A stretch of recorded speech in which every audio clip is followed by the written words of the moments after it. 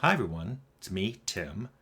Today I want to talk about what lessons I learned by company. In my entire 43 years now, I've only worked at 5 companies as an employee, and one of them was my own.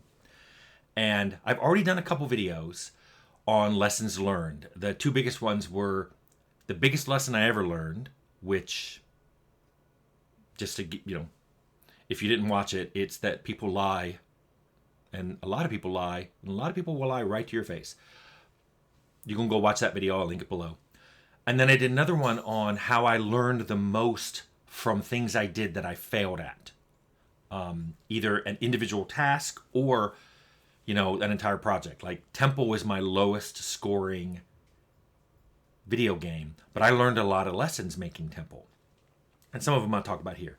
But when I was putting my memoirs together, my failed memoirs, I wrote down what lessons I learned, and there were enough that I ended up breaking them up into what were the obvious categories, which were the companies I was at when that lesson really got, hit home. So I'm going to give you the highlights here, and for each company, I'll tell you what years I worked there and how old I was, because for some of you, you may see yourself in some of these and go, oh, I'm right on track to learn these lessons. So I will start with Pegasus Software, which later changed its name to Cybron. I worked there from 1981 to 1986, and I would have been between the ages of 16 and 20. That was the company that made Grand Slam Bridge. I learned several lessons there, which probably could fall under the category of things you learn when you're young. The first lesson I learned was no one will give you something unless you ask. You will occasionally be given something, but unless you ask for it, they're not going to give it to you. So the biggest lesson I learned there, and this is true for raises, materials you need to do your work, a better computer, some kind of information like, I need a book on how to do something. You're asking me to do something, and I told you I didn't know how to do it. But the biggest one was, if you look in the Grand Slam Bridge credits, I'm not in there. I'm not in the credits. Now, yeah, I only worked there part-time. I worked there summers and during winter and spring breaks because I worked there in high school and college. Now, I have code in that game. That game shipped with some of my code. How do I know this? Because there was some code in there I rewrote to be a lot better. And there were algorithms I suggested to the lead programmer that he just said, well, you just write it. Also, there were design elements that I remember talking about with the designer that ended up in the game. Now, I didn't expect a ton of credits, but I did expect, at the very minimum, additional programming by. Nothing. And also, I didn't discover this until I was trying to get a job years later in the industry at Interplay.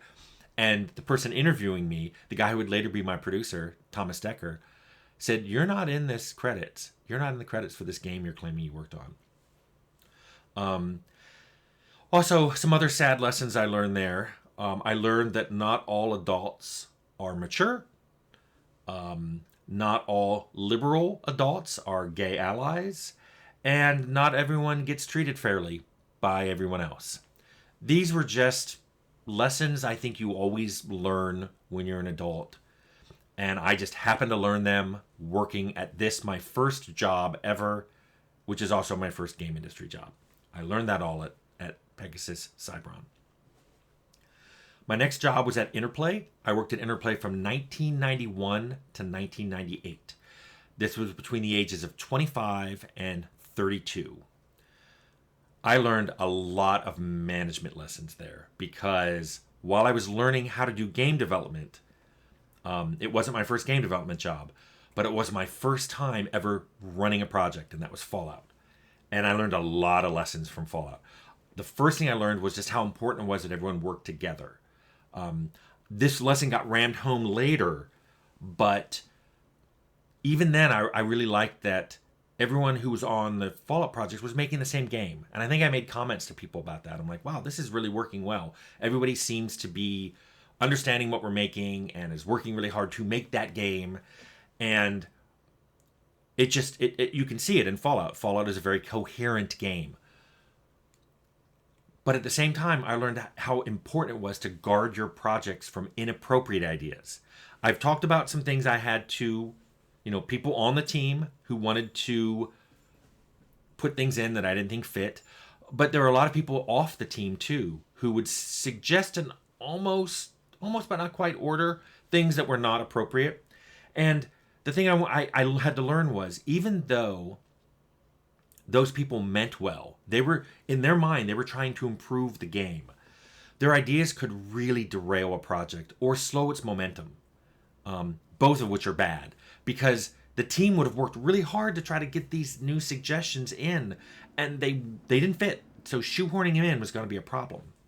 And then the sad thing I learned towards the end of my tenure at Interplay was, if you make something good, everybody claims to be part of it. Similarly, if you make something that's not quite successful, no one wants any responsibility. So the former is Fallout. Once Fallout went out, everybody suddenly wanted to be part of it, claimed they were part of it on the first one, and wanted in on the second. But Rags to Riches, the second game I made there after Bard's Tale Construction Set, it wasn't very successful, and you never hear anybody talking about it, and nobody wants to lay any claim to it whatsoever. And years later, a friend of mine said, "Oh, that's what Tacitus, the Roman general, said." And he said it to me in Latin, which I didn't speak. Its translation is, "Success has many fathers, but failure is an orphan." That was probably the biggest thing I walked away from Interplay with. If you did something good, everybody was going to claw into it. If you did something bad, everybody would just look away and downplay any of their involvement in that project. So then Troika. Troika was my own company, so I ran this. So a lot of the lessons there were about business. I ran Troika with Leonard Barsky and Jason Anderson from 1998 to 2005. I would have been between the ages of 32 and 39. So pretty much most of my 30s were at Troika. I learned I was not good at business. I was not a good businessman. Yeah, I could keep books. I could manage schedules. I could pay bills on time. I could do all the things that kept the company going. But there were a lot of things beyond that that I wasn't good at. I was terrible at networking. I didn't go to GDC and shake hands and chat with people and go to dinners and get involved in the industry. I just wanted to make games. Troika is where I've really learned from failure, which I mentioned I had a video about. I really learned from failure, especially from the things that went wrong in Troika's games. Troika's games have been described as flawed masterpieces. Those flaws taught me more than the masterpiece elements. I learned more about game development doing Arcanum and Temple than I ever did in Fallout, because so many things in Fallout just happened. They just fell into place and they were right. And we didn't realize it. We just happened to get lucky with that until we did other games. Temple especially taught me about my limitations. I thought, since I wrote the opening of Fallout, I was a good writer. So I wrote half of all the character dialogues in Temple, and they were not very good. I also learned that I really need an editor, because I wasn't very good at editing myself. And if you look at Arcanum, you'll find that Arcanum has so many features. And that's because we all just threw in every idea we had that we liked. And there were probably more ideas than we needed in one game. Certainly more than we could successfully implement correctly and debug and balance and all that. But that didn't stop us. We just threw all these things. I described Arcanum as my kitchen sink game, because everything went in there, probably including the kitchen sink. The biggest problem that I could sum up was the problem with Troika. Troika was a company that was run to make games. And you may think, well, duh, that's a good thing, Tim. That's good. No, companies should be run to make money. If companies are not run to make money, everybody suffers. Employees, employers, everyone. And Troika was only run to make games. We were only interested in the games. We weren't really interested on making money and making it a going concern. So eventually it wasn't a going concern anymore. So now let's talk about Carbine. I worked at Carbine from 2005 to 2011. This is the first half of my 40s. I worked there from 40 to 45. Very stressful time, which you can go watch the videos on this. But Carbine really, really underscored the lesson I had started to learn, which is teams need to work together. Because if they don't work together, if they're all pulling in different directions, it doesn't matter how talented they are. You can be the most talented people, and some of the people I worked with there were phenomenally talented. Didn't matter. The project went off the rails. Another thing I learned there, and it's something I should have learned earlier because people acted this way, but Carbine really underscored this, is a lot of people thought game developers, either people in their department or these were, higher level people who thought this of everybody at the company. They thought they were fungible, meaning they could be replaced easily. But what Carbine taught me is some people can't be replaced, not easily or at all. And if you lose too many of those people, things just crumble. But probably the biggest lesson I learned from Carbine was that money is not worth stress. I probably stayed at Carbine at least a year longer than I should have because I was really worried about where I would go and if I could ever make that much money, because I've said I was pretty well paid there. And I was worried because I was in a situation where I kind of needed it. I had a house with a mortgage that I'd already refinanced once because I needed to financially to have Troika around, and I needed to have a lower monthly mortgage payment. I wasn't going to refinance it again. And also interest rates were high. It was a mess. It was a bad time. And I was really worried financially, but I was also worried at work all the time. I was stressed all the time. Turns out, if I go back in time, I'd tell myself, it's not worth it. The money isn't worth the stress.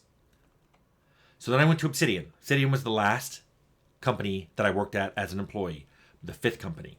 I worked there from 2011 to 2020, from ages 46 to 54. As I got older, as was happening to me at Troika, I was basically moving well into middle age. I saw things less in black and white, which is ironic given that my color blindness was even worse, and I really was seeing a lot of things in black and white. But perceptually, I was seeing things a lot less in black and white. I watched how Obsidian dealt with its publishers, and it made me turn around and look at how Troika was probably seen by its publishers as a troubled developer. Basically, Fergus and the other founders handled publishers better at Obsidian than I ever did at Troika. Also, Carbine had affected me deeply, which I talked about. So it was a long time before I felt like I could be in a lead role again. So I was just head down, let me code. If you ask me to contribute to design, I'll do it. But I was just, look, I just want to do this. Obsidian is where I realized that when games get bigger, like they had gotten bigger at Carbine and they were getting bigger at Obsidian, bigger meaning a bigger scope, but also more people on the team, I learned how hard they were to control, or to use the boat analogy, they're way harder to steer. They just are slow to react, slow to change. So you can see something coming, but it's hard to steer away from that. But Obsidian also was the first place I realized that there are people who have a lot of trouble admitting that they're wrong or taking responsibility for something that went wrong. I've told a lot of stories where I took responsibility for something that went wrong, even if it wasn't something I did, because it was somebody on my team. And I'm like, well, I take responsibility for that. Now, what's interesting about that is, like I talked about the fallout, the programming error. I wasn't the only lead programmer. There was another lead programmer. Yet nobody said, well, why didn't he take any responsibility for it? But some of you went, well, of course, you were the producer. You should take responsibility for it. You were the boss. Which, of course, makes me go, well, then how come my boss didn't take any responsibility for it? Or his boss? Why did it stop with me? And it was because I accepted the responsibility. I took the responsibility. There are a lot of people who will not do that, even though they are obviously to blame for what went wrong. They were the one who gave the direction of that. This is how we should go forward. It got implemented just like they thought it would, and it didn't work. You would think they'd be like, this is my fault. We've got to fix this. Instead, I would watch people look for someone to throw under the bus. And that really bothered me. It bothered me a lot. You would think, how can you reach middle age and you didn't see that? I guess I never saw it so clearly. sometimes it was done in a very obvious way, where I think previously people had been a lot more clever about how they dodged responsibility. Now I'm still in the industry. I still do contracting work. I've been doing that since June of 2020. I'm still doing it. I have a video, and I'll link it below, on the pros and cons of being a contractor. I'm not really going to talk about what lessons I've learned because I don't think I have enough perspective. A big chunk of this is, now that I have perspective, now that I've stepped away from these companies for years, I can look back and go, what did I learn there? I'm not ready to do that with contracting. However, let me end on this note. I find it really interesting that my two highest scoring games, which namely are Fallout and Pillars of Eternity, were made without any interference from a publisher. We were basically in a corner, a dark corner of Interplay, and hardly anyone interacted with us for the first several years. And Pillars started as a Kickstarter game, so it didn't get a publisher till later, and that publisher was mainly around for distribution. Now, isn't that interesting that my two highest scoring games ever didn't have any interference from a publisher? So let me end on that note. There's a lesson to learn there, but that's a lesson for the publishers, not for me.